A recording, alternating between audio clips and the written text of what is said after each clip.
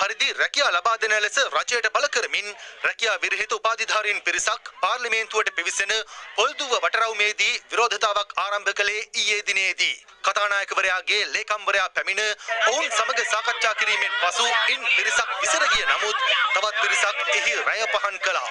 අද පෙරවරුවේ පිරිස යලිත් විරෝධතාව ආරම්භ කළ අතර විපක්ෂ නායක සජිත් ප්‍රේමදාස මහතාද එහි ගොස් ඔවුන්ගේ ගැටලු විමසා බැලුවා. අපි මේ උපාධිධාරීන් පිළිබඳ ප්‍රශ්නය මතු කරා පාර්ලිමේන්තුවේ කීප වතාවක්. මම හිතන ආකාරයට දැනුම් දීලා තිනවා අද උත්තරයක් දෙනවයි කියලා. බලමු මොකක්ද දෙන උත්තරේ කියලා. මම ආරම්භයේ සිටම මුතුමන්ලා වෙනුවෙන් හිටියා. අදත් ඉන්නවා හෙටත් ඉන්නවා. මෙම ගැටලුව සම්බන්ධයෙන් විපක්ෂ නායකවරයා අද පාර්ලිමේන්තුවේ අවධානයටද යොමු කළා.